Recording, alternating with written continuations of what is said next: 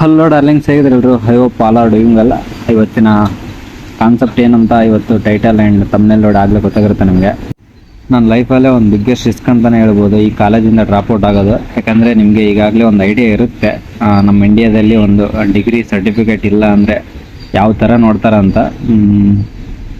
ಹೇಳ್ಬೇಕಂದ್ರೆ ಒಂದು ನಾಯಿಗಿಂತ ಕಡೆ ಆಗಿ ನೋಡ್ತಾರೆ ಒಂದು ಸರ್ಟಿಫಿಕೇಟ್ ಇಲ್ಲ ಅಂದರೆ, ಡಿಗ್ರಿ ಸರ್ಟಿಫಿಕೇಟ್.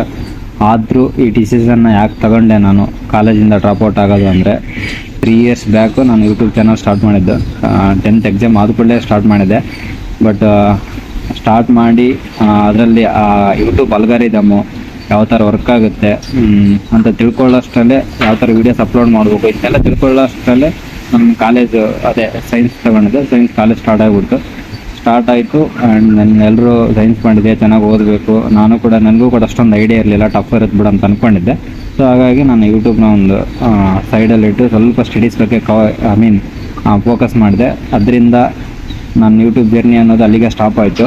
ಮತ್ತು ಫಸ್ಟ್ ಇಯರ್ ಕಂಪ್ಲೀಟ್ ಆಯಿತು. ಫಸ್ಟ್ ಇಯರಿಗೆ ಒಂದು ಐಡಿಯಾ ಬಂತು ನನಗೆ, ಸೈನ್ಸ್ ಏನು ಅಷ್ಟೊಂದು ಕಷ್ಟ ಇರೋಲ್ಲ, ಈಸಿ ಇರುತ್ತೆ, ನಾವು ಆರಾಮಾಗಿ ಓದ್ಕೋಬೋದು ಅಂತ. ಆ್ಯಂಡ್ ದೆನ್ ಸೆಕೆಂಡ್ ಇಯರಿಗೆ ಬಂದ ಕೂಡಲೇ ಸೆಕೆಂಡ್ ಇಯರಲ್ಲಿ ಮತ್ತೆ ಯೂಟ್ಯೂಬ್ ಸ್ಟಾರ್ಟ್ ಮಾಡಿದೆ, ಟ್ರಾವೆಲ್ ವೀಡಿಯೋಸ್ ಅಂತೇಳಿ, ಎಸ್ ಕೆ ಬ್ರೋ ಅಂತೇಳಿ ಸ್ಟಾರ್ಟ್ ಮಾಡಿದೆ. ಅದರಲ್ಲೂ ಕೂಡ ನಾನೊಂದು ಇಂಟ್ರೋವರ್ಟ್ ಪರ್ಸನಾಲಿಟಿ ನಂದು. ಸೊ ಅದನ್ನು ಓವರ್ಕಮ್ ಮಾಡೋಷ್ಟರಲ್ಲಿ ಅಲ್ಲಿ ನಾನು ಟೈಮ್ ಸ್ಪೆಂಡ್ ಮಾಡಿದೆ. ಈಗಲೂ ಕೂಡ ಇಂಟ್ರೋವರ್ಟ್ನೆಸ್ ಅನ್ನೋದಿದೆ, ಬಟ್ ಅದನ್ನು ಓವರ್ಕಮ್ ಮಾಡೋಕೆ ಇನ್ನೂ ಟ್ರೈ ಮಾಡ್ತಾ ಇದ್ದೀನಿ. ಸೊ ಇವೆಲ್ಲ ಕಾರಣಗಳಿಂದ ನಾನು ಯೂಟ್ಯೂಬ್ ಜರ್ನಿ ಅನ್ನೋದು ಸ್ಟಾಪ್ ಆಯಿತು, ಮತ್ತೆ ಸ್ಟಾರ್ಟ್ ಆಯಿತು, ಮತ್ತೆ ಸ್ಟಾಪ್ ಆಯಿತು. ಈಗ ಮತ್ತೆ ಸ್ಟಾರ್ಟ್ ಮಾಡ್ತಾ ಇದ್ದೀನಿ. ಇನ್ನೊಂದು ಮೇನ್ ರೀಸನ್ ಏನಪ್ಪ ಅಂತಂದರೆ, ಕಾಲೇಜ್ ಡ್ರಾಪ್ಔಟ್ ಆಗೋಕ್ಕೆ ಈ ಜಾಬ್ ಎಲ್ಲ ಮಾಡೋಕ್ಕೆ ಇಷ್ಟ ಇಲ್ಲ. ಇದು ಕೂಡ ಒಂದು ಮೇನ್ ರೀಸನು. ಯಾಕಂದರೆ ನಾನು 6th 7th ಇರಬೇಕಾದ್ರೆ ನಾನು ಈ ಕಡೆ ಸಿಗುಂಪ ಕಡೆ ಒಂದು ಚಿಕ್ಕ ಹಳ್ಳಿಯಲ್ಲಿ ಹೊನ್ನಳ್ಳಿ ಅನ್ನೋ ಒಂದು ಗ್ರಾಮದಲ್ಲಿ ನಾನು ಓದ್ತಾ ಇದ್ದೆ. ಅದೇ JKS ಕಡಿನಾಡು ಕನ್ನಡಿಗರ ಸ್ಕೂಲ್ ಅಂತೇಳಿ. ಅಲ್ಲಿ ಓದ್ತಿರ್ಬೇಕಾದ್ರೆ ನಾನು ಅಲ್ಲಿ ಒಂದು ಹಾಸ್ಟೆಲ್ ಇದ್ದೆ. ನಾನು ಹಾಸ್ಟೆಲ್ ಇರಬೇಕಾದ್ರೆ ಅದು ಒಂದು ಯಾವ ಥರ ಹೇಳ್ಬೇಕು ನಿಮ್ಗೆ ಅರ್ಥ ಆಗ್ತಿಲ್ಲ. ಅದು ಸುತ್ತಮುತ್ತ ಯಾವುದೂ ವಿಲೇಜ್ ಇರಲಿಲ್ಲ. ಒಂದು ಕಾಡಿನಲ್ಲಿ ಇತ್ತದು ಸ್ಕೂಲು. 1.5 kilometers ಯಾವುದು ಊರು ಇರಲಿಲ್ಲ, ಯಾವುದು ಮನೆಗಳಿರಲಿಲ್ಲ, ಅಂಗಡಿಗಳಿರಲಿಲ್ಲ. ಸೊ ಅಲ್ಲಿ ಓದ್ತಾ ಇದ್ದೆ ನಾನು, ಅಂಥ ಪ್ರದೇಶದಾಗ ಓದ್ತಾ ಇದ್ದೆ. ಅಲ್ಲಿ ಏನಾಗ್ತಿತ್ತು ಅಂದರೆ, ಹುಡುಗರನ್ನ ಯಾರು ಇರ್ತಾರಲ್ಲ, ನಮ್ಮಂಥ ಹುಡುಗರನ್ನ ಹೊರಗಡೆ ಬಿಡ್ತಾ ಇರಲಿಲ್ಲ ಯಾರು ಲೆಕ್ಚರ್ಸ್. ಸಿಕ್ಸ್ತ್ ಕ್ಲಾಸಲ್ಲಿ, ಆಮೇಲೆ 7th ಕ್ಲಾಸಲ್ಲೇ ಬಿಡ್ತಾ ಇದ್ರು. ಯಾರು ಲೆಕ್ಚರ್ಸ್ಗೆ ಕ್ಲೋಸ್ ಇರ್ತಾರೋ, ಪ್ರಿನ್ಸಿಪಲ್ ಸರ್ಗೆ ಕ್ಲೋಸ್ ಇರ್ತಾರೋ ಅವ್ರನ್ನ ಮಾತ್ರ ಹೊರಗಡೆ ಬಿಡ್ತಾ ಇದ್ರು. ನಾನು ಕೂಡ ಒಂದು ಸ್ವಲ್ಪ ಸ್ಟಡೀಸಲ್ಲಿ ಚೆನ್ನಾಗಿ ಫೋಕಸ್ ಮಾಡಿ ಓದ್ತಾ ಇರೋದ್ರಿಂದ ಪ್ರಿನ್ಸಿಪಲ್ ಸರ್ಗೆ ಒಂದು ಸ್ವಲ್ಪ ಕ್ಲೋಸ್ ಆಗಿದ್ದೆ. ಆ್ಯಂಡ್ ನಮ್ಮ ಕ್ಲಾಸ್ ರೆಕ್ಟರ್ ಇರ್ತಾರಲ್ಲ ಅವ್ರಿಗೂ ಕೂಡ ಸ್ವಲ್ಪ ಕ್ಲೋಸ್ ಆಗಿದ್ದೆ. ಅದರಿಂದ ಅವರು ನಮ್ಮ ವೀಕೆಂಡಲ್ಲಿ ಹೊರಗಡೆ ಬಿಡ್ತಾ ಇದ್ರು. ನಾವು ಪರ್ಮಿಷನ್ ತಗೊಂಡು ಹೊರಗಡೆ ಹೋಗ್ತಾ ಇದ್ವಿ. ಹೊರಗಡೆ ಹೋಗ್ಬೇಕಾದ್ರೆ ಏನಾದರೂ ಒಂದು ತಿಂಡಿ ಇರ್ತಾವಲ್ಲ, ಬಾದುಸ ಇಂಥದ್ದು, ಇದು ಬಿಸ್ಕೆಟ್ ಇಂಥವು ಏನಾದರೂ ಸ್ನ್ಯಾಕ್ಸು ಇವೆಲ್ಲ ತಗೊಂಡ್ಬರ್ತಾ ಇದ್ದೆ. ಬಲ್ಕಲ್ಲಿ ತಗೊಂಡ್ಬಂದು ನಮ್ದೊಂದು ಟ್ರಂಕ್ ಅಂತ ಇರ್ತಿತ್ತು. ಹಾಸ್ಟ್ಲಿಗೆ ಹೋದಾಗ ಗೊತ್ತಾಗಿರುತ್ತೆ, ಹಾಸ್ಟ್ಲಿಗೆ ಹೋಗೋರಿಗೆ ಆ ಟ್ರಂಕಲ್ಲಿ ಸ್ಟೋರ್ ಮಾಡ್ಕೊಂಡು ಇಟ್ಕೊಂಡು ಅದನ್ನು ಮಾರಾಟ ಮಾಡ್ತಿದ್ದೆ. ನಾನು ಆಗ್ಲಿಂದನೇ ಒಂದು ಬಿಸ್ನೆಸ್ ಮೈಂಡ್ ಸೆಟ್ ಅನ್ನೋದು ನನ್ನಲ್ಲಿ ಬಂತು. ಆಗ್ಲಿಂದ ಒಂದು ಮೈಂಡಲ್ಲಿ ಇತ್ತು, ಮುಂದೆ ಏನಾದರೂ ಬಿಸ್ನೆಸ್ ಸ್ಟಾರ್ಟ್ ಮಾಡ್ಬೇಕಂತಾನೆ ಇತ್ತು. ಈ ಜಾಬೆಲ್ಲ ಇದರಲ್ಲೆಲ್ಲ ಇರಲಿಲ್ಲ ನನಗೆ. ಸೊ ಅದು ಕೂಡ ಮೇನ್ ರೀಸನ್ ಅಂತಲೇ ಹೇಳ್ಬೋದು ಕಾಲೇಜಿಂದ ಡ್ರಾಪ್ಔಟ್ ಆಗೋಕ್ಕೆ. ಮತ್ತು ಇನ್ನೊಂದು ಏನಪ್ಪ ಅಂತಂದರೆ, ಆಗಲೇ ಒಂದು 2000, 3000, 5000ವರೆಗೂ ನಾನು ಮೇಂಟೈನ್ ಮಾಡ್ತಿದ್ದೆ ನಾನು 6th 7th ಕ್ಲಾಸಲ್ಲೇ. ಯಾಕಂದರೆ ಅಲ್ಲಿ ಹುಡುಗರು ಭಾಳ ಜನ ಇದ್ದರು, ಒಂದು 500 700 ತನಕ ಇದ್ದರು. ನಾನು ಅವಾಗ 6th 7th ಕ್ಲಾಸ್ ಇದ್ದೆ. ಅಲ್ಲಿ 10th ವರೆಗೂ ಇತ್ತು. ಬಟ್ 10th ಕ್ಲಾಸ್ವರೆಗೂ ಕೂಡ ಹೊರಗಡೆ ಬರ್ತಾ ಇರಲಿಲ್ಲ. ಯಾಕೆಂದರೆ ಅದು ಒಂದು ಕಾರ್ಡ್ ಅಂತ ಹೇಳಿದಲ್ಲ, ಸ್ವಲ್ಪ ಅದು ಡೇಂಜರಸ್ ಪ್ಲೇಸ್ ಅಂತಲೇ ಹೇಳೋದು. ಸೊ ಅದರಿಂದ ಹೊರಗಡೆ ಬರ್ತಾ ಇರಲಿಲ್ಲ. ಯಾರು ಅಜ್ಜಿ ಕ್ಲೋಸ್ ಆಗಿರ್ತಿದ್ರು, ಸಾರು ಪ್ರಿನ್ಸಿಪಲ್ ಸರ್ಗೆ ಮತ್ತು ಕ್ಲಾಸ್ ರೆಕ್ಟರ್ಗೆ ಅಂಥವ್ರನ್ನ ಮಾತ್ರ ಬಿಡ್ತಾ ಇದ್ರು. ನಾನು ಸ್ವಲ್ಪ ಹೆವಿ ಕ್ಲೋಸ್ ಆಗಿದ್ದೆ ಸಾರ್ ಹತ್ರ. ಸೊ ಅದರಿಂದ ಅವ್ರು ಹೊರಗಡೆ ಬರ್ತಾ ಇದ್ರು. ನಾನು ಕೂಡ ಹೋಗಿ ಸ್ನ್ಯಾಕ್ಸು ಅದೆಲ್ಲ ಯಾರಾದರೂ ಹೇಳ್ತಾರಲ್ಲ ಒಂದರು, ನಾನು ಹೊರಗಡೆ ಹೋಗ್ಬೇಕಾದ್ರೆ ತಗೊಂಬ ಅಂತೇಳಿ ಅದು ತಗೊಂಬಂದು ಡಬಲ್ ರೇಟ್ಗೆ, ಫಾರ್ ಎಕ್ಸಾಂಪಲ್ ಈಗ 5 rupees ಒಂದು ಬಿಸ್ಕೆಟ್ ಪ್ಯಾಕೆಟ್ ಇದೆಯಲ್ಲ, ಅದು 10 rupeesಗೆ ಇಲ್ಲಿ ಒಂದು ಮಾರ್ತಾ ಇದೆ. ಸೊ ಆ ಥರ ಮಾಡ್ತಾ ಇದ್ದೆ. ಅದು ಆ ಥರ ಮಾಡೋದು ತಪ್ಪಂತ ಈಗ ಗೊತ್ತಾಗ್ತದೆ ನನಗೆ. ಬಟ್ ಆಗ ಚಿಕ್ಕ ವಯಸ್ಸಲ್ಲಿ ಅಷ್ಟೊಂದು ಐಡಿಯಾ ಇರಲಿಲ್ಲ, ನಾಲೆಜ್ ಇರಲಿಲ್ಲ. ಸೊ ಆಗ್ಲಿಂದನೇ ಒಂದು ಒಲವಿತ್ತು. ಇದನ್ನೆಲ್ಲ ಯಾಕೆ ಹೇಳ್ತಿದ್ದೆ ಅಂದರೆ, ನನಗೆ ಒಂದು 6th 7th ಇರಬೇಕಾದ್ರೇ ಆಗ್ಲಿಂದನೇ ಒಂದು ಮೈಂಡ್ ಸೆಟ್ ಇತ್ತು ನನಗೆ, ಈ ಥರ ಬಿಸ್ನೆಸ್ ಸ್ಟಾರ್ಟ್ ಮಾಡಬೇಕು ಅಂತೇಳಿ. ಸೊ ನಾನು ಈಗ ಕಾಣ್ತಾ ಇದ್ದಲ್ವ, ಇಲ್ಲಿ ನಾನು ಈಗ ವಿಡಿಯೋ ಮಾಡ್ತಾ ಇರೋದು ಇದೇ ಪ್ಲೇಸಲ್ಲಿ ಫಸ್ಟ್ ಬಿಸ್ನೆಸ್ ಸ್ಟಾರ್ಟ್ ಮಾಡಿದ್ದೆ ನಾನು, ಜಾಕ್ ಮಿಲ್ಕ್ ಅಂತೇಳಿ. ನಿಮ್ಗೆ ತೋರಿಸ್ತೀನಿ ಆಮೇಲೆ ವಿಡಿಯೋ. ನಾನು ಇದೇ ಪ್ಲೇಸಲ್ಲೇ ನಾನು ಫಸ್ಟು ಬಿಸ್ನೆಸ್ ಸ್ಟಾರ್ಟ್ ಮಾಡಿದ್ದು. ಬಟ್ ಫೇಲ್ ಆಯಿತು ಕೆಲವು ಕಾರಣ ಅಂತ ಹೇಳೋದ್ರಿಂದ ಅದನ್ನ ಅಲ್ಲಿಗೆ ಸ್ಟಾಪ್ ಮಾಡಬೇಕಾಯ್ತು. ಅದು ಮೇನ್ ರೀಸನ್ ಕಾಲೇಜಿಂದನೇ ಸ್ಟಾಪ್ ಮಾಡಬೇಕಾಯ್ತು. ಮತ್ತು ಇನ್ನು ಕೆಲವು ರೀಸನ್ಸ್ ಇದ್ದಾವೆ. ಇನ್ನು ನನ್ನ ಹತ್ರ ಕೆಲವು ಮೇನ್ ಲೋಪಗಳು ಇದ್ದಾವೆ. ನನಗೆ ಕನ್ಸಿಸ್ಟೆನ್ಸಿ ಅನ್ನೋದಿಲ್ಲ. ಸ್ಟಾರ್ಟ್ ಮಾಡಿದ್ಮೇಲೆ ಅದನ್ನು ಆಗ ರನ್ ಮಾಡಲ್ಲ. ಅದರಲ್ಲಿ ಏನಾದರೂ ಒಂದು ಫುಲ್ ಡೌನ್ ಆಯಿತು ಅಲ್ಲಿಗೆ ಬಿಟ್ಬಿಡ್ತೀನಿ. ಅದೊಂದು ಏನು ರೀಸನ್, ಅದನ್ನು ಕೂಡ ಈ ಸಲ ಓವರ್ಕಮ್ ಮಾಡಬೇಕು ಅಂತ ಅಂದ್ಕೊಂಡಿದ್ದೀನಿ. ಆ್ಯಂಡ್ ದೆನ್ ಭಾಳ ರೀಸನ್ಸ್ ಇದ್ದಾವೆ, ಅದು ನನ್ನಲ್ಲೂ ಕೂಡ ಭಾಳ ಮಿಸ್ಟೇಕ್ಸ್ ಇದ್ದಾವೆ. ಅದನ್ನು ಕೂಡ ಓವರ್ಕಮ್ ಮಾಡಿಕೊಂಡು ಈ ಸಲ ಸ್ವಲ್ಪ ಅದೇನು ಬುನಾದಿ ಅನ್ನೋದೇನಿದೆ ಸ್ವಲ್ಪ ಸ್ಟ್ರಾಂಗಾಗಿ ಆಗ್ತಾ ಇದ್ದೀನಿ. ನೋಡೋಣ ಏನಾಗುತ್ತೆ ಅಂತ. ಈ ಪ್ರಾಸೆಸ್ಸಲ್ಲಿ ಈ ಡ್ರಾಪ್ಔಟ್ ಆಗೋ, ಈ ಕಾಲೇಜಿಂದ ಡ್ರಾಪ್ಔಟ್ ಆಗೋ ಪ್ರಾಸೆಸ್ಸಲ್ಲಿ ನನಗೊಬ್ಬರು ಲೆಕ್ಚರು ಈ ಥರ ಹೇಳಿದರು. ಏನಂದರೆ, ಈ ರೀಲ್ಸಲ್ಲಿ, ಯೂಟ್ಯೂಬ್ ವಿಡಿಯೋಸಲ್ಲಿ ಮಾಡೋ ಮೋಟಿವೇಶನಿಂದ ಬಿಸ್ನೆಸ್ ಅದು ಇದು ಅಂದ್ಕೊಂಡು ನಿನ್ನ ಲೈಫ್ ಸ್ಪಾಯ್ಲ್ ಮಾಡ್ಕೋಬೇಡ ಅಂತ. ಅವ್ರು ಹೇಳಿರೋದು ನಿಜನೇ. ಯಾಕಂದರೆ ಈಗಿನ ಯೂತು ಯಾವ ಥರ ಇದ್ದಾರೆ ಅಂದರೆ, ಯಾವನೊಬ್ಬನು ಬಂದು ಈ ಥರ ಒಂದು ಎಮ್ಮೆನ ಸಾಕಿ 10 ಲೀಟ್ರ್ ಹಾಲು ಕೊಡುತ್ತೆ, ಹಾಗೆ ಮೇಲೆ ಒಂದು ಕ್ಯಾಲ್ಕುಲೇಷನ್ ಮಾಡಿ ತಿಂಗಳಿಗೆ 3 ಲಕ್ಷ ದುಡಿಬೋದು, 10 ಲಕ್ಷ ದುಡಿಬೋದು ಅಂತೇಳಿ ಮೋಟಿವೇಶನ್ ಕೊಟ್ಟೆಲ್ಲ ನಮ್ಮ ಹುಡುಗರನ್ನ ಹಾಳು ಮಾಡ್ತಿದ್ದಾರೆ. ಭಾಳ ಜನ ಅದಕ್ಕೆ ಇನ್ಫ್ಲೂಯೆನ್ಸ್ ಆಗ್ತಿದ್ದಾರೆ. ಬಟ್ ರಿಯಾಲಿಟಿ, ಒಂದು ಬಿಸ್ನೆಸ್ನ ರಿಯಾಲಿಟಿ ಅನ್ನೋದು ನೀವು ಇಳಿದು ಆ ಫೀಲ್ಡಲ್ಲಿ ಇಳಿದು ಎಕ್ಸ್ಪೀರಿಯೆನ್ಸ್ ಮಾಡಿದ್ರೆ ಮಾತ್ರ ನಿಮಗೆ ಎಷ್ಟು ಪ್ರಾಫಿಟ್ ಆಗುತ್ತೆ, ಎಷ್ಟು ಲಾಸ್ ಆಗುತ್ತೆ ಅನ್ನೋದು ಗೊತ್ತಾಗೋದು. ಅವ್ರು ಹೇಳಿರೋದು ನನಗೂ ಒಂದ್ಸಲ ಅನ್ನಿಸ್ತು. ಯಾಕಂದರೆ ನೀವು ಅಬ್ಸರ್ವ್ ಮಾಡ್ಬೋದು, ನಾನು ಏನಾದರೂ ಆ ಥರ ರೀಲ್ಸ್ಗೆ, ಈ ಯೂಟ್ಯೂಬ್ ವಿಡಿಯೋಸ್ಗೆ ಇನ್ಫ್ಲೂಯೆನ್ಸ್ ಆಗಿ ಬಿಸ್ನೆಸ್ ಸ್ಟಾರ್ಟ್ ಮಾಡ್ತಿದ್ದೀನಿ ಅಂತ ನಿಮ್ಗೇನಾದರೂ ಅನಿಸಿದರೆ, ನಾನು ಒಂದು ಥಿಂಗ್ ನನಗೆ ಕ್ಲಾರಿಫೈ ಮಾಡೋಕ್ಕೆ ಇಷ್ಟಪಡ್ತೀನಿ. ಏನಪ್ಪ ಅಂತಂದರೆ, ನಾನು ಜಾಕ್ ಮಿಲ್ಕ್ ಅಂತೇಳಿ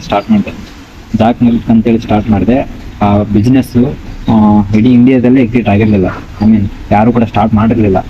ನೀವೇನಾದರೂ ಥಿಂಕ್ ಮಾಡಿರೋ ಥರ ನಾನು ಈ ರೀಲ್ಸ್ ವಿಡಿಯೋಸು ನೋಡಿ ಏನಾದರೂ ಇನ್ಫ್ಲೂಯೆನ್ಸ್ ಆಗಿದ್ರೆ, ಇವರೆಲ್ಲ ಯಾವ ಥರ ಮಾಡ್ತಿದ್ದಾರೆ ಅಂದರೆ, ಒಂದು ಗೋಬಿ ಶಾಪ್ ಇಟ್ಕೊಂಡು, ಒಂದು ಪಾನಿಪುರಿ ಶಾಪ್ ಇಟ್ಕೊಂಡು 5 ಎಮ್ಮೆ ಸಾಕಿ 10 ಲೀಟ್ರ್ ಹಾಲು ಕೊಡೋ ಒಂದು ಎಮ್ಮೆ ಸಾಕಿ ಈ ಥರ ಎಲ್ಲ ಮಾಡ್ತಿದ್ದಾರೆ, ಒಂದು ಫಾರ್ಮ್ ಮಾಡಿ. ಅದೆಲ್ಲ ವರ್ಕೌಟ್ ಆಗೋ ವಿಚಾರನೇ ಅಲ್ಲ.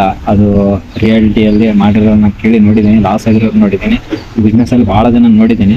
ಸೊ ನೀವೇನಾದರೂ ಆ ಥರ ಥಿಂಕ್ ಮಾಡ್ತಾಯಿದ್ರೆ, ನಾನು ಏನಾದರೂ ಇನ್ಫ್ಲೂಯೆನ್ಸ್ ಆಗಿದ್ದೀನಿ ಅಂತ ಏನಾದರೂ ಥಿಂಕ್ ಮಾಡ್ತಾಯಿದ್ರೆ, ನಾನು ಯೂನಿಕ್ ಐಡಿಯಾಯಿಂದ ಬರ್ತಾನೆ ಇರಲಿಲ್ಲ. ಈ ಜಾಕ್ ಮಿಲ್ಕ್ ಅನ್ನೋದು, ಅದರಲ್ಲಿ ಔಷಧ ಗುಣಗಳು ಎಷ್ಟಿದಾವೆ ಯಾರಿಗೂ ಗೊತ್ತಿಲ್ಲ. ಬಿಸ್ನೆಸ್ ಎಕ್ಸಿಸ್ಟೇ ಆಗಿಲ್ಲ ನಮ್ಮ ಇಂಡಿಯಾದಲ್ಲಿ, ಯಾರು ಕೂಡ ಸ್ಟಾರ್ಟ್ ಮಾಡೇ ಇಲ್ಲ. ಅಂಥ ಬಿಸ್ನೆಸ್ನ ನಾನು ಯಾಕೆ ತಂದೆ ಅಂದರೆ, ಅದನ್ನು ಡೀಪ್ ರಿಸರ್ಚ್ ಮಾಡಿ, ಅದು ಮುಂದೆ ಡಿಮ್ಯಾಂಡ್ ಇರೋ ಬಿಸ್ನೆಸ್. ಅದು ಈಗ ಸದ್ಯಕ್ಕಂತೂ ಡಿಮ್ಯಾಂಡ್ ಇಲ್ಲದೇ ಇರ್ಬೋದು, ಯಾಕಂದರೆ ಯಾರಿಗೂ ಕೂಡ ಅದರ ಔಷಧ ಗುಣಗಳು ಗೊತ್ತಿಲ್ಲ. ಸೊ ಅದರಿಂದ ಅದು ಈಗ ಅದು ಕೂಡ ಮೇನ್ ರೀಸನ್ ಫೇಲ್ ಆಗೋಕ್ಕೆ. ಮತ್ತು ಇನ್ನೊಂದು ಹಲವಾರು ರೀಸನ್ಗಳಿದೆ. ಮುಂದೆ ಹೋಗ್ತಾ ಶೇರ್ ಮಾಡ್ತೀನಿ ನಾನು ಬಿಸ್ನೆಸ್ ಜರ್ನಿನ, ಒಂದು ಫುಲ್ ಕಂಪ್ಲೀಟ್ ವಿಡಿಯೋ ಮಾಡ್ತೀನಿ, ಏನೇನು ರೀಸನ್ಸಿಂದ ನಾನು ಸ್ಟಾಪ್ ಮಾಡ್ಬೇಕಾಯ್ತು ಅಂತೇಳಿ. ಆ್ಯಂಡ್ ದೆನ್ ಈಗ ಸ್ಟಾರ್ಟ್ ಮಾಡ್ತಾ ಇರೋದು ಮೆನ್ಸ್ಟ್ರಲ್ ಕಪ್ ಅಂತೇಳಿ. ಮೆನ್ಸ್ಟ್ರಲ್ ಕಪ್ ಅನ್ನೋದು ಇಂಡಿಯಾದಲ್ಲಿ ಯಾರಿಗೂ ಅಷ್ಟೊಂದು ಗೊತ್ತಿಲ್ಲ. ನಾನು ಇವನ್ ಈ 3 ಮಂತ್ಸ್ 4 ಮಂತ್ಸ್ ರಿಸರ್ಚ್ ಸ್ಟೇಜಲ್ಲಿ ನಾನು ಭಾಳ ಜನ ಹುಡುಗಿಯರನ್ನ ಕೇಳಿದ್ದೀನಿ, ಗರ್ಲ್ಸ್ನ ಕೇಳಿದ್ದೀನಿ, ಅವ್ರಿಗೂ ಕೂಡ ಗೊತ್ತಿಲ್ಲ. ಆಲ್ಮೋಸ್ಟ್ 10% ಗೊತ್ತಿಲ್ಲ, 90% ಗೊತ್ತು, ಬಟ್ ಯಾರು ಬಳಕೆ ಮಾಡ್ತಿಲ್ಲ. ಅದರಲ್ಲಿ ರೇರ್ 1% ಮಾತ್ರ ನನಗೆ, ಈಗ 100% ಅಲ್ಲಿ 1% ಮಾತ್ರ ಬಳಕೆ ಮಾಡ್ತಾ ಇದ್ದಾರೆ. 10%ಗೆ ಗೊತ್ತಿಲ್ಲ. ಇನ್ನು 19%ಗೆ 90% ಹುಡುಗಿಯರಿಗೆ ಗೊತ್ತು, ಬಟ್ ಯೂಸ್ ಮಾಡೋದು ಗೊತ್ತಿಲ್ಲ, ಯೂಸ್ ಮಾಡೋ ಭಯ, ಈ ಥರ ಭಾಳ ರೀಸನ್ಸಿಂದ ಯೂಸ್ ಮಾಡ್ತಾ ಇಲ್ಲ. ಸೊ ಈ ಬಿಸ್ನೆಸ್ಸಲ್ಲಿ ಭಾಳ ಗ್ಯಾಪ್ ಇದೆ. ಆ ಗ್ಯಾಪ್ನ ಕವರ್ ಮಾಡೋದಕ್ಕೆ ಅಂತ ಒಂದು ಪ್ರಾಬ್ಲಮ್ ಸಾಲ್ವ್ ಮಾಡೋ ಬಿಸ್ನೆಸ್. ನಾನು ಕೊಡೋ ಸಜೆಷನ್ ಏನಂದರೆ, ಯಾರಾದರೂ ಬಿಸ್ನೆಸ್ ಮಾಡ್ಬೇಕು ಅಂದ್ಕೊಂಡಿದ್ದೀನಿ ಅಂತಂದರೆ, ಮಾರ್ಕೆಟಲ್ಲಿ ಯಾವುದಾದ್ರೂ ಒಂದು ಪ್ರಾಬ್ಲಮ್ನ ಫೈಂಡ್ ಔಟ್ ಮಾಡಿ ಆ ಪ್ರಾಬ್ಲಮ್ಗೆ ಸೊಲ್ಯೂಷನ್ ಹುಡುಕೋ ಒಂದು ಪ್ರಯತ್ನ ಮಾಡಿ. ಡೆಫಿನೆಟ್ಲಿ ನಿಮ್ಮ ಬಿಸ್ನೆಸ್ ಸಕ್ಸಸ್ ಆಗುತ್ತೆ. ಬಟ್ ಇನಿಷಿಯಲಿ ನೀವು ಯಾವುದೇ ರೀತಿ ಪ್ರಾಫಿಟ್ನ ಎಕ್ಸ್ಪೆಕ್ಟ್ ಮಾಡೋಕ್ಕೆ ಹೋಗಬೇಡಿ. It will take some time. ನೀವು ಏನಾದರೂ ಯೂನಿಕ್ ಪ್ರಾಬ್ಲಮ್ನ ಸಾಲ್ವ್ ಮಾಡ್ತಾ ಇದ್ರೆ ಅಂದರೆ ಡೆಫಿನೆಟ್ಲಿ 6 ಮಂತ್ಸ್ ಆಗಲಿ ವೇಟ್ ಮಾಡಲೇಬೇಕು. 6 ಮಂತ್ಸ್ to 1 year ವೇಟ್ ಮಾಡಲೇಬೇಕು. ಯಾಕಂದರೆ ನೀವು ಅದು ಯೂನಿಕ್ ಐಡಿಯಾನ ಬಂದಿರ್ತಾರೆ, ಅದನ್ನು ಜನರಿಗೆ ಪರಿಚಯ ಮಾಡಿಕೊಡ್ಬೇಕು, ಜನರಿಗೆ ಅವೇರ್ನೆಸ್ ಕೊಡಬೇಕು. ಭಾಳ ರೀಸನ್ಸ್ ಇರ್ತವೆ. ಸೊ ನೀವು ಇನಿಷಿಯಲ್ ಡೇಸಲ್ಲೇ ಪ್ರಾಫಿಟ್ನ ಎಕ್ಸ್ಪೆಕ್ಟ್ ಮಾಡಿ ಬಿಸ್ನೆಸ್ಸಲ್ಲಿ ಏನಾದರೂ ಹೇಳ್ತೀನಿ ಅಂತಂದರೆ ಡೆಫಿನೆಟ್ಲಿ ನಿಮ್ಗೆ ವರ್ಕೌಟ್ ಆಗೋಲ್ಲ. ಲಾಂಗ್ ಟರ್ಮಲ್ಲೇ ಇರುವಂಥ ಒಂದು ಬಿಸ್ನೆಸ್ಸನ್ನು ನೋಡ್ಕೊಳ್ಳಿ. ಈಗ ಸದ್ಯಕ್ಕೆ ಇದು ಟ್ರೆಂಡಿಂಗಲ್ಲಿದೆ. ಇದು ಪೋಲ್ಟ್ರಿ ಬಿಸ್ನೆಸ್, ಅದೇ ಪೋಲ್ಟ್ರಿ ಫಾರ್ಮ್, ಕೋಳಿ ಸಾಕಾಣಿಕೆ, ಅದು ಬಿಸ್ನೆಸ್ಸಲ್ಲಿ ಟ್ರೆಂಡಿಂಗ್ ಇದೆ ಅಂತ ಭಾಳ ಜನ ಕೇಳ್ತಿದ್ದಾರೆ ನನ್ನ. ಸೊ ಅದೆಲ್ಲ ವರ್ಕೌಟ್ ಆಗಲ್ಲ, ಅದು ರೋಗ ಬಂದು ಸಾಯ್ತವೆ. ವರ್ಕೌಟ್ ಆಗ್ತವೆ, ಬಟ್ ನಿಮಗೆ ಯೂಸ್ ಇನಿಷಿಯಲ್ ಡೇಸಲ್ಲೇ ನೀವು ಲಾಭ ಎಕ್ಸ್ಪೆಕ್ಟ್ ಮಾಡಿದ್ರೆ ಆಗಲ್ಲ. ಯಾಕಂದರೆ ಆ ಸೆಟ್ ಅನ್ನೋದು ಇರ್ತಲ್ಲ, ಸೆಟ್ ಅನ್ನೋದು ಬಿಲ್ಡ್ ಮಾಡೋಕ್ಕೊಂದು 10 lakh ಎಲ್ಲ ಖರ್ಚಾಗುತ್ತೆ. ನೀವೇನಾದರೂ ಬ್ಯಾಚ್ ವೈಸ್ ಇದು ಮಾಡೋದಾಗುತ್ತೆ, ಸಪ್ರೇಟ್ ಮಾಡೋಕ್ಕಾಗುತ್ತೆ, ನಿಮ್ಗೆ ಇಂಜೆಕ್ಷನ್ ಮಾಡೋಕ್ಕಾಗುತ್ತೆ, ಭಾಳ ಇದ್ದಾವೆ. ಸೊ ಅದರಿಂದ ಯೋಚನೆ ಮಾಡಿ ಬಿಸ್ನೆಸ್ಸಲ್ಲಿ ಇಳಿಯೋದು ಒಳ್ಳೆಯದು ಅಂತ ನನ್ನ ಅಭಿಪ್ರಾಯ. ಆ್ಯಂಡ್ ದೆನ್ ಕಂಪ್ಲೀಟಾಗಿ ಈ ವಿಡಿಯೋ ಲೆಂತ್ ಆಯ್ತು ಅಂದ್ಕೊಂಡಿದ್ದೀನಿ. ಕಂಪ್ಲೀಟಾಗಿ ನಿಮಗೆ ಡೀಟೇಲ್ಡ್ ನನ್ನ ಜರ್ನಿನ ಶೇರ್ ಮಾಡ್ತೀನಿ ಇನ್ನು ಮುಂದೆ. ನನಗೆ ಇದೇ ಫಸ್ಟ್ನೇ ವಿಡಿಯೋ, ಯಾಕಂದರೆ ಒಂದು ಟ್ರಿಪ್ ಅನ್ನೋದು ಕಳೆದೋಯ್ತು ನನಗೆ ಯೂಟ್ಯೂಬ್ಗೆ. ನನಗೆ ಈ ಕ್ಯಾಮ್ರಾ ಮುಂದೆ ಮಾತಾಡೋದು ಈಗಲೂ ಕೂಡ ಮಾತಾಡೋಕೆ ಆಗ್ತಿಲ್ಲ, ವಾಯ್ಸ್ ಕೂಡ ಸರಿಯಾಗಿ ಬರ್ತಾ ಇಲ್ಲ ಅಂತ ಅಂದ್ಕೊಂಡಿದ್ದೀನಿ. ಯಾಕಂದರೆ ಹೆವಿ ವಿಂಡ್ ಇದೆ, ಗಾಳಿ ಇದೆ, ಸೊ ಅದರಿಂದ ಬರ್ತಾ ಇಲ್ಲ ಅಂದ್ಕೊಂಡಿದ್ದೀನಿ. ನಿಮಗೆಲ್ಲ ಸೆಟಪ್ ಮಾಡಿಕೊಂಡು ನೀಟಾಗಿ ಒಂದು ಮೈಕ್ ಇದೆ ಎಲ್ಲ ಎಕ್ವಿಪ್ಮೆಂಟ್ಸ್ ಇದೆ, ಬಟ್ ಮಾತಾಡೋಕೆ ಆಗ್ತಿಲ್ಲ ನನಗೆ. ಯಾಕಂದರೆ ಆಗಲೇ ನಿಮ್ಮ ಮುಂದೆ ಶೇರ್ ಮಾಡ್ಕೊಂಡಿರುವಾಗ ನನ್ನೊಂದು ಇಂಟ್ರೋವರ್ಟ್ ಪರ್ಸ್ನಾಲಿಟಿ, ಈ ಕ್ಯಾಮ್ರಾ ಮುಂದೆ ಮಾತಾಡೋದೆಲ್ಲ ದೊಡ್ಡ ಅರಸಾಹಸನ ಅಂತಲೇ ಹೇಳ್ಬೋದು. ಈ ಜರ್ನಿಯಲ್ಲಿ ನಾನು ಕಲ್ತಿರೋ ವಿಚಾರಗಳು ಭಾಳ ಇದ್ದಾವೆ, ಬಟ್ ಅದನ್ನು ಶೇರ್ ಮಾಡ್ಕೊಳ್ಳೋಕೆ ಅದೊಂದು ಪ್ರಾಬ್ಲಮ್. ಸೊ ಅದನ್ನು ಫಸ್ಟು ಓವರ್ಕಮ್ ಮಾಡಬೇಕು, ಆ ಇಂಟ್ರೋವರ್ಟ್ನೆಸ್ ಅನ್ನೋದು. ಸೊ ಅದರಿಂದ ಈಗಲಿಂದ ಅದೇನೇ ಬರಲಿ, ಹೇಗೆ ಬರಲು, ವಿಡಿಯೋ ಕ್ವಾಲಿಟಿ ಯಾವ ಥರ ಬರಲು, ಜಸ್ಟ್ ಅಪ್ಲೋಡ್ ಮಾಡ್ತೀನಿ. ಇದಕ್ಕೂ ಮುಂಚೆ ಒಂದು ಮೈಂಡ್ ಸೆಟ್ ಇತ್ತು ನನಗೆ, ಒಂದು ಬೆಸ್ಟ್ ಕ್ವಾಲಿಟಿ ವಿಡಿಯೋ ನಿಮ್ಮ ಮುಂದೆ ತರಬೇಕು, ಒಳ್ಳೆ ಕಂಟೆಂಟ್ ತರಬೇಕು ಅಂತ ಅಂದ್ಕೊಂಡು ವಿಡಿಯೋ ಡಿಲೇ ಮಾಡ್ತಾ ಕೆಲವು ವೀಡಿಯೋಗಳು ಮಾಡಿದೆ. ಬಟ್ ಕ್ವಾಲಿಟಿ ಚೆನ್ನಾಗಿ ಬಂದಿಲ್ಲ ಅಂತೇಳಿ ಅಲ್ಲಿಗೆ ನಿಲ್ಲಿಸಿದೆ, ಅಪ್ಲೋಡ್ ಮಾಡಲಿಲ್ಲ. ಕೆಲವು ವೀಡಿಯೋಗಳು ನನ್ನ ಮೊಬೈಲಲ್ಲೇ ಇದ್ದಾವೆ, ಸ್ಟೋರ್ ಆಗಿದ್ದಾವೆ. ಎಲ್ಲ ಎಡಿಟಿಂಗು ತಮ್ಮನೇಲಿ ಎಲ್ಲ ರೆಡಿ ಇದ್ದಾವೆ, ಟೈಟಲು ಪ್ರತಿಯೊಂದು ರೆಡಿ ಇದ್ದಾವೆ, ಬಟ್ ಎಲ್ಲ ಪ್ರೈವೇಟಲ್ಲಿ ಇದ್ದಾವೆ. ಯಾಕಂದರೆ ಕ್ವಾಲಿಟಿ ನಾನು ಎಕ್ಸ್ಪೆಕ್ಟ್ ಮಾಡಿರೋ ಥರ ಬರಲಿಲ್ಲ. ಸೊ ಅದರಿಂದ ಈಗಲಿಂದ ಅದನ್ನು ತೆಗಿತೀನಿ. ಕ್ವಾಲಿಟಿ ಯಾವ ಥರ ಬಂದಿರ್ಬೋದು, ಕ್ವಾಲಿಟಿ ಯಾವ ಥರ ಆದರೂ ಬರಲಿ, ತಮ್ಮನೇಲಿ ಯಾವ ಥರ ಇರಲಿ, ಜಸ್ಟ್ ವೀಡಿಯೋಸ್ ಕನ್ಸಿಸ್ಟೆನ್ಸಿಯಿಂದ ಅಪ್ಲೋಡ್ ಮಾಡೋಕ್ಕೆ ಟ್ರೈ ಮಾಡ್ತೀನಿ ಈಗಲಿಂದ. ಸೊ ನಾನು ಕಲ್ತಿರೋದು ಇದೆ. ಫಸ್ಟು ನಾವು ಏನಾದರೂ ಸ್ಟಾರ್ಟ್ ಮಾಡ್ತೀವಿ ಅಂದರೆ ಕ್ವಾಲಿಟಿನ ಬಿಟ್ಬಿಡ್ಬೇಕು. ಕ್ವಾಲಿಟಿನ ಬಿಟ್ಟು ಕನ್ಸಿಸ್ಟೆನ್ಸಿ ಅನ್ನೋದು ಇಂಪಾರ್ಟೆಂಟ್ ಕ್ವಾಲಿಟಿಗಿಂತ. ನೀವೇನಾದರೂ ಕನ್ಸಿಸ್ಟೆನ್ಸಿ ಇಲ್ಲ ಅಂದರೆ ನೀವು ಎಷ್ಟೇ ಕ್ವಾಲಿಟಿಯಿಂದ ಅಪ್ಲೋಡ್ ಮಾಡಿದ್ರು ವೀಡಿಯೋಸ್ ಕ್ಲಿಕ್ ಆಗಲ್ಲ ಅನ್ನೋದು ನಾನು ಕಲ್ತಿದ್ದೀನಿ. ಸೊ ನಾನು ಮಾಡಿರೋ ಮಿಸ್ಟೇಕ್ನ ಈಗ ಹೇಳ್ಕೊಂಡಿದ್ದೀನಿ. ಮತ್ತು ಆ ಮಿಸ್ಟೇಕ್ ಮಾಡಿದೆ, ಯಾವುದೇ ಥರ ಬರಲಿ ಕ್ವಾಲಿಟಿ, ಕಚ್ಚಿಡ ಕ್ವಾಲಿಟಿ ಬರಲಿ, ವೀಡಿಯೋ ಅಪ್ಲೋಡ್ ಮಾಡೋದು ಜವಾಬ್ದಾರಿ ನಮ್ಮದು. ಮುಂದಿನ ವಿಡಿಯೋ ಸಿಗೋಣ, ಬಾಯ್.